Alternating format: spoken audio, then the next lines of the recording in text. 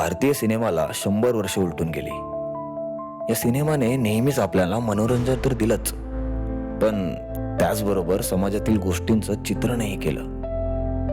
दादासाहेब फाळके यांनी हा चित्रपट भारतात आणला. पण या चित्रपटाने आपल्याला काय दिलं हे तुम्हाला माहितीये? तर अगदी चित्रपटाच्या सुरुवातीपासून हा चित्रपट भारतीयांच्या मनोरंजनासाठी आणि प्रबोधनासाठीही अविरत सज्ज आहे. सुरुवातीला अगदी आध्यात्मिक कथांवर आधारित असणारा हा चित्रपट हळूहळू रिअलिझमकडे वळला, पॅरलल झाला. त्यानंतर चित्रपटात नवी लाट आली, ती आर्ट सिनेमांची. या चित्रपटातील विविध स्तरांमुळेच भारतीय प्रेक्षक आणि चित्रपट यांचं अतूट नातं आहे.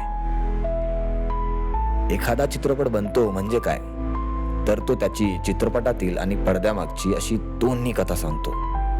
चित्रपट निर्माते चित्रपट बनवण्यासाठी अनेक कष्ट घेतात.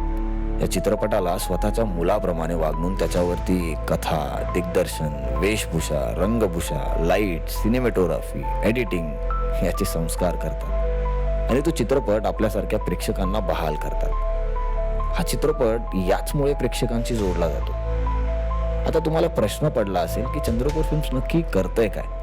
तर चंद्रकोर फिल्म्स याच सिनेमा माध्यमाशी एकनिष्ठ राहून आपली कला आणि कल्पकतेला पुढे नेण्याचं काम करत आहे.